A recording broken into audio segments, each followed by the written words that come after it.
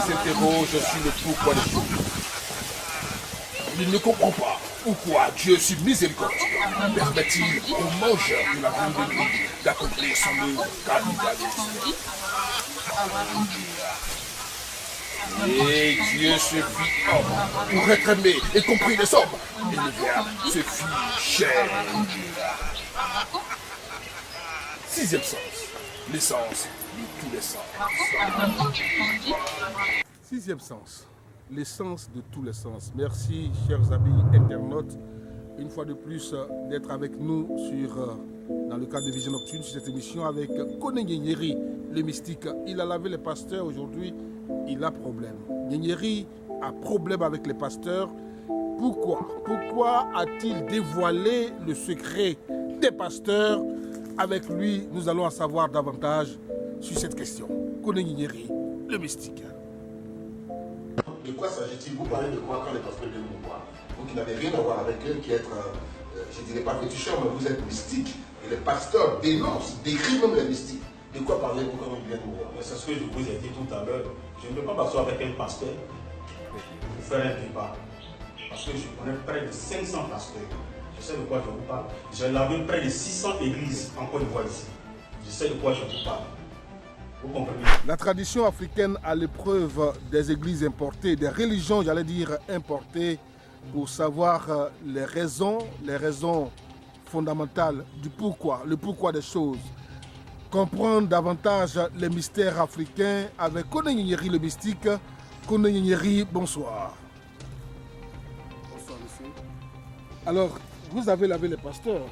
Est-ce que vous pouvez répéter ici devant notre écran, devant nos auditeurs, nos téléinternautes, que vous, Koné Nyeri, vous lavez des pasteurs?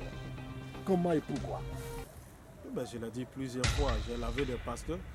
J'ai lavé plus de, je crois, il y a 2 ans de cela, j'étais à 600 églises. Mon Dieu. Aujourd'hui, je suis à 850 églises, je crois bien. Voilà. Apparemment, vous avez fait une émission là-dessus et ça crée le buzz. Pour autant, on pourrait dire que les pasteurs vont doser. En fin de compte, vous êtes envahis. Mais écoutez, réveillez-vous, cherchez à comprendre beaucoup de choses. Moi, je n'ai pas de problème avec quelqu'un, moi je fais mon travail. Je suis né pour ça. Malgré tout, les pasteurs continuent de venir. C'est les gens qui parlent. Voilà, c'est les gens qui parlent. Sinon, les pasteurs continuent de venir. Vous voyez, il ne faut pas grammatiser les choses. Moi, les pasteurs sont mes amis. Voilà, les pasteurs qui ont compris sont mes amis. On mange ensemble, on fait presque tout ensemble. Voilà, donc celui qui se sent morvé, il se mouche. Mais en temps normal, un pasteur qui est loin de Dieu doit pouvoir compter sur Dieu, sur Jésus-Christ, pour faire son ministère, pour bâtir son ministère. Comment comprendre qu'ils viennent à vous avoir des pouvoirs pour pouvoir gérer l'église? C'est contradictoire, paradoxal. Moi, mon travail, c'est d'aider les gens pour qu'ils prospèrent, pour qu'ils, comment on appelle ça, ils avancent dans tout ce qu'ils font, dans leur domaine. Mon travail, c'est ça.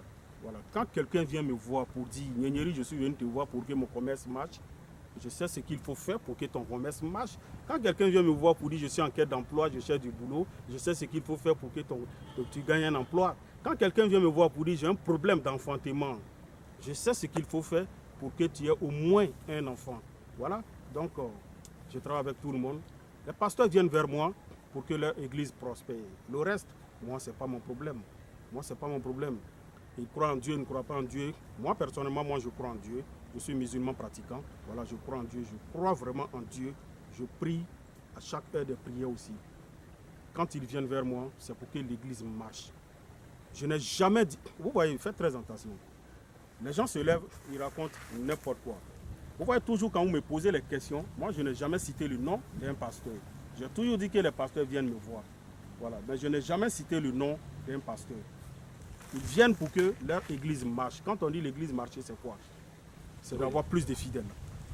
Voilà. C'est d'avoir plus de fidèles. Bon, là, je ne sais pas maintenant s'ils prennent de l'argent avec leurs fidèles ou bien qu'est-ce qu'ils font. Non. Mais moi, je travaille pour que le monde vienne. dans leur, comment on appelle ça, leur église. Mais C'est vous, tout. vous connaissez un musulman pratiquant qui lave des pasteurs d'une église, c'est abomination. En fin de compte, on se pose la question, si vous n'êtes pas de ceux qui contribuent à l'avènement des faux prophètes, la Bible a annoncé, eh bien, dans les derniers temps, il y aura des faux prophètes. Vous n'êtes pas dans ces temps-là, finalement. Il n'y a rien de nouveau sur la terre. Voilà, tout ce que nous vivons aujourd'hui, nos ancêtres ont déjà vécu ça. Vous venez de le dire, Dieu avait déjà dit ça aussi. Donc rien n'est nouveau sur cette terre-là. Si j'étais programmé pour aider les pasteurs, Les c'est faux mon- prophètes à prospérer. moi je ne sais pas si c'est des faux ou des vrais. C'est vous qui dites des faux. Voilà. Mais moi je ne sais pas si c'est des vrais ou faux. Mais je vous dis, moi mon don que j'ai reçu, c'est d'aider à progresser, c'est de faire marcher le commerce, c'est de faire gagner de l'argent. Donc quand le pasteur vient vers moi, c'est pour aller laver son église. Il y a des églises où je vais laver tard dans la nuit. Je vais laver tard dans la nuit. Il y a des églises où je vais même enterrer des choses. Voilà, pour attirer les fidèles. Vous enterrez quoi? J'ai des trucs que je fais. J'ai des trucs que je fais que je vais enterrer là-bas. Je vais enterrer sous le sol pour que l'église prospère, pour que les fidèles viennent assez dans cette église. Est-ce que vous leur donnez des mots de pouvoir? Parce qu'en fin de compte, les Mais parler les en langue, pasteurs, il y en a écoutez, tellement. vous voyez, c'est vous qui me provoquez à parler des pasteurs et après on dit, Vous leur donnez Je des dis mots. telle Est-ce que chose, vous leur telle donnez des chose. mots de pouvoir? je donne beaucoup de pouvoir à des pasteurs. Vous comprenez? Même moi-même, quand je mets la main sur quelqu'un, il suffit que j'essaie d'évoquer quelque chose. Il y a des versets qui sont dans le Coran. Quand je les récite, tu tombes, il n'y a rien.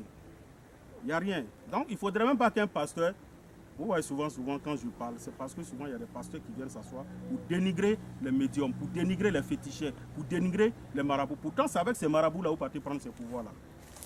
Jésus n'a jamais mis la main sur quelqu'un et tombé, la personne est tombée. Non. Il faut qu'on arrête de nous distraire. Tout ce qui se passe, tout ce qu'ils appellent pouvoir se trouve avec les féticheurs, avec les médiums, avec les marabouts. Ceux même qu'ils appellent les charlatans, ça se trouve avec eux. Donc ils arrêtent de distraire le monde. Avec moi, il n'y a pas de débat avec un pasteur. Voilà, je suis le terminus, il n'y a pas de débat avec un pasteur. Croyons en Dieu, suivons Dieu, respectons-nous, chacun fait son travail sans couler le sang. C'est ça qui est très important, c'est ce qui est important, c'est tout. Avec lui, il n'y a pas de débat avec les pasteurs. Mesdames et messieurs, à l'écouter, il y a de quoi perdre la foi finalement. Dans l'église, les loups sont dans la bergerie pour manger les agneaux. En fin de compte, l'ignerie, on ne comprend plus parce que les prophètes par-ci, les pasteurs par-là, ça fait un gros business. Or, en définitive, vous avez une main noire en dessous pour faire des miracles. L'ignerie, faut-il aujourd'hui croire dans l'église, ou je veux dire dans la religion? Parce que vous êtes certes musulman, mais vous êtes mystique, guérisseur, voyant, pratiquant et tout ça. Alors, est-ce qu'aujourd'hui, il y a la tradition africaine et puis il y a les religions importées qui sont arrivées, musulmans, chrétiens y compris. Alors, finalement, où se situer? Il faut croire en Dieu, il faut croire en tout ce qu'on fait, il faut croire en Dieu. Il faut toujours aller à l'église, il faut prier. Hein? Il faut prier, il faut aller à la mosquée, il faut prier, il faut croire. Maintenant, le pasteur qui fait le mal, ça n'engage que lui, c'est entre lui et Dieu. Mais seulement quand lui prêche, il vous dit, Dieu dit de ne pas faire ça, Dieu dit de ne pas faire ça. Ne faites pas. C'est la vérité qu'il vous dit.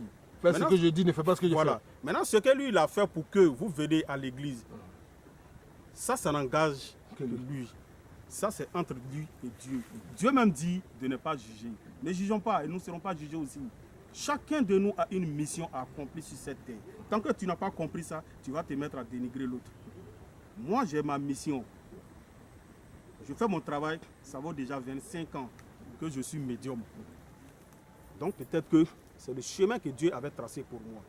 Donc, si quelqu'un vient, il veut me critiquer, il veut parler mal de moi, ça c'est son problème, moi ce n'est pas mon problème. Au contraire, les gens continuent de croire en moi, les gens continuent de venir me voir. D'autres pasteurs parlent, d'autres pasteurs viennent me voir. Je vous l'ai dit tout à l'heure, les pasteurs sont mes amis. J'ai près de 150 pasteurs qui sont mes amis. Vous n'êtes pas menacé par d'autres pasteurs, par exemple? Oui, quand vous entendez, quand on dit menacé, c'est quand quelqu'un dit je suis menacé, c'est que lui-même il a peur. C'est ça.